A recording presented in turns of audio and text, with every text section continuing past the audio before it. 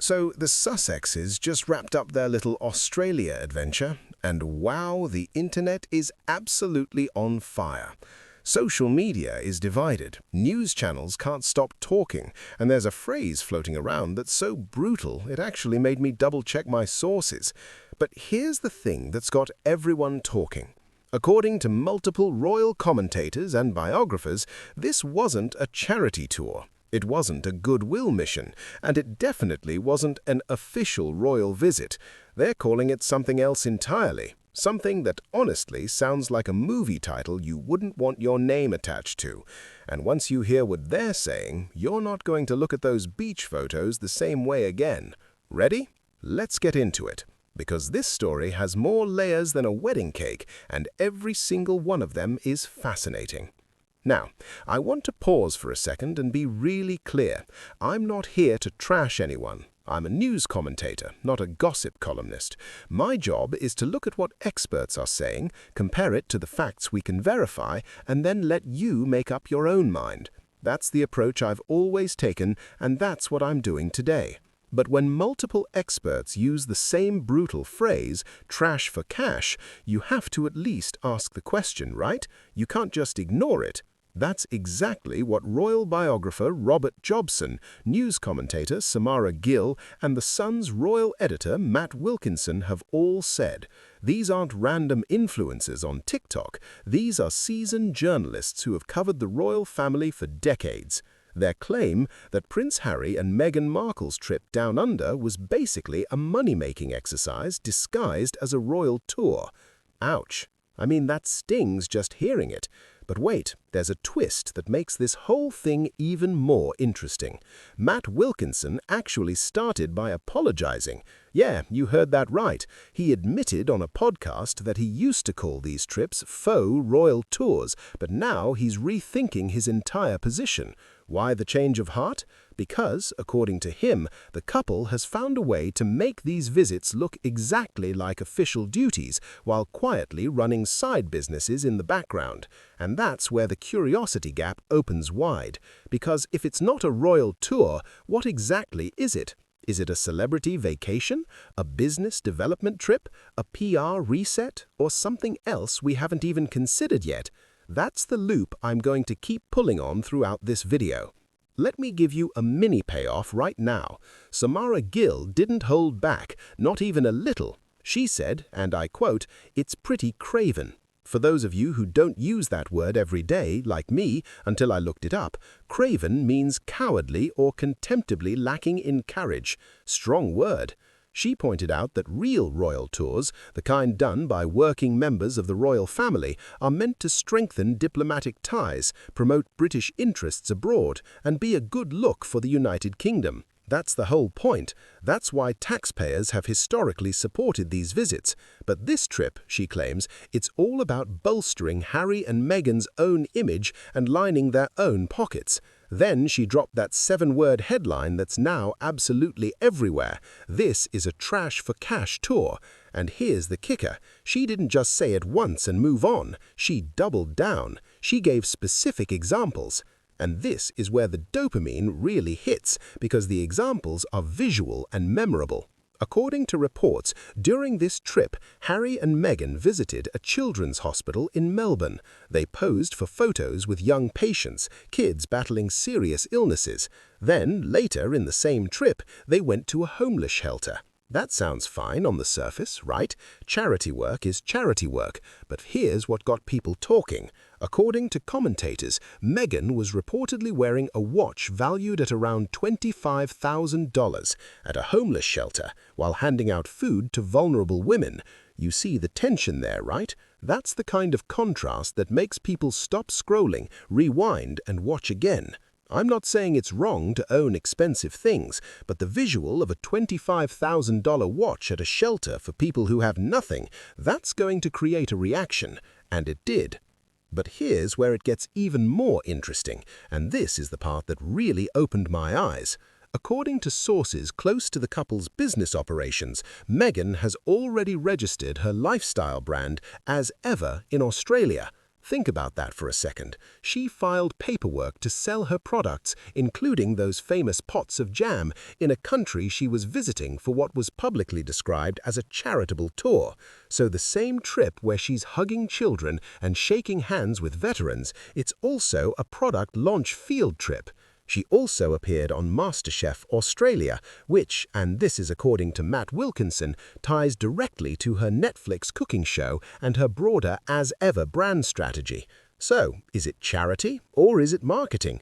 Maybe both. That's not impossible. Many celebrities blend purpose and profit, but the question nobody can answer yet is, does that mix actually work when you're also asking the public to see you as selfless and purely mission-driven? That's a tension that isn't going away anytime soon. Now, let's talk numbers, because this is where the story shifts from opinion to hard figures, and numbers don't lie. According to reports from the trip, Meghan spoke at a girls' weekend retreat in Sydney. That event was held at a 5-star hotel, the Intercontinental Coogee Beach. The base ticket price around £1,400. For my American viewers, that's nearly $2,000. But wait, there's more. VIP tickets cost almost £1,600, which is about $2,040. And what did that extra money get you? A group table photo with the Duchess of Sussex herself. So people literally paid a premium for a photo opportunity. Meanwhile, on the other side of the country, Harry was a guest speaker at something called the Inter-Edge Summit in Melbourne. This event focused on leadership, workplace mental health, and human connection.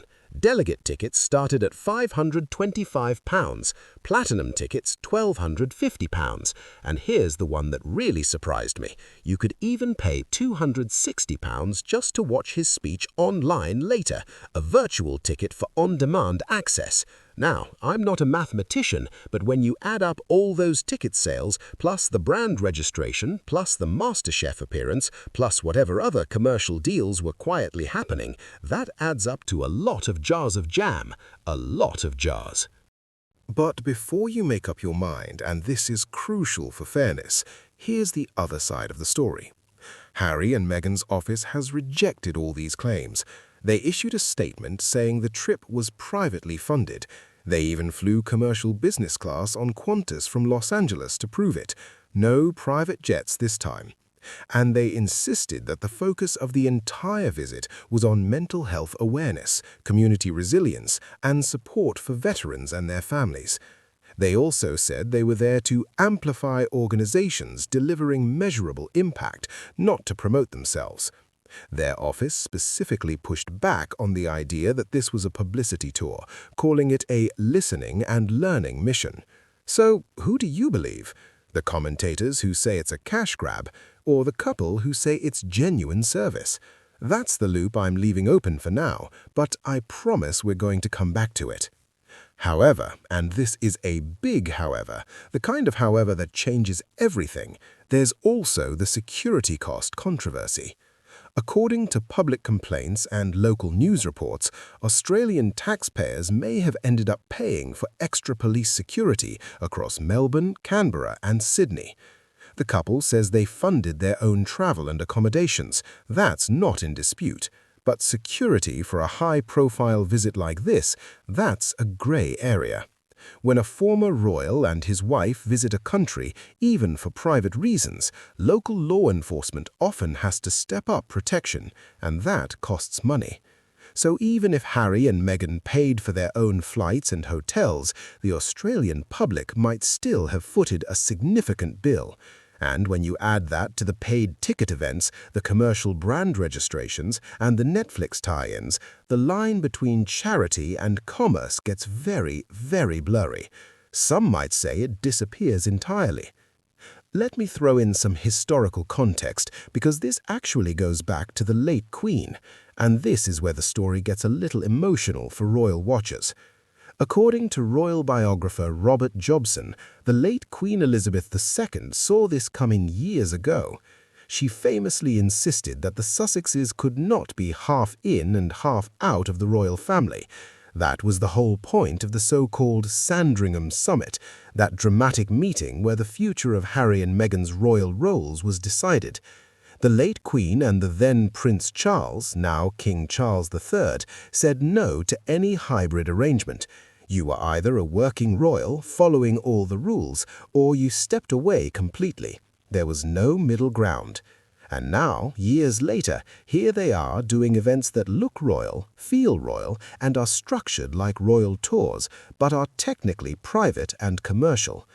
Jobson says this Australia trip proves they got exactly what they wanted all along, a backdoor way to be half in and half out after all. I don't know about you, but that feels like a pretty significant twist in the story. The late Queen said no, but somehow it happened anyway. Now, here's my personal take, and remember, this is just my opinion as someone who follows this stuff closely. I actually think there's room for both things to be true at the same time. Yes, they did genuine charitable work, visiting sick kids and spending time with veterans who have sacrificed so much. That matters. Those moments were real, and the people they met likely appreciated the attention. But also, yes, they are building a commercial brand, and in 2025, building a brand means mixing purpose with profit. Every major influencer, every celebrity, every content creator does this to some extent. The question isn't whether they're allowed to do that. Of course they are. They are private citizens now. The real question is whether the public will continue to see it as authentic when there's a price tag attached to everything. A ticket price for a speech, a VIP photo package, a jam brand registered in the same country where you're hugging cancer patients. That's a tough balance to strike. And honestly, the Australians seem to have a pretty sharp radar for this kind of thing. Some locals reportedly told them at the airport, "We don't want you here." That's not a great look for any tour, royal or otherwise. One more thing before we wrap up, because I don't want to leave you hanging. According to the same commentators I quoted earlier, the trip had no diplomatic arc. It wasn't about strengthening ties between Britain and Australia. It wasn't about the Commonwealth. It wasn't about any government or official institution. It was, in their words, all for them. And when you look at the evidence, the paid speeches, the brand registration, the Netflix tie-ins, the expensive watch at a homeless shelter, the VIP photo packages, it's hard to completely disagree with that assessment.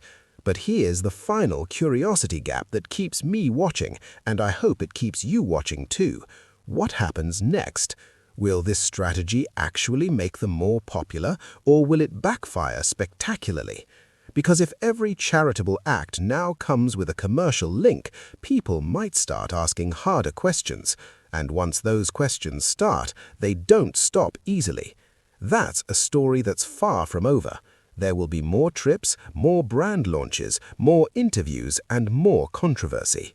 So here's where I land after looking at all the evidence. According to reports, the Sussexes have formally rejected the criticism. They say they're just trying to do good in the world and that any commercial activity is separate from their charitable work. But the commentators say it's a money grab disguised as compassion. And the truth? It's probably somewhere in the messy middle. Most things in life are. But the one thing everyone agrees on, this trip got people talking. Love them or hate them, Harry and Meghan know how to stay in the spotlight. What do you think? Do you see this as a genuine charity tour or a clever business move? Or both?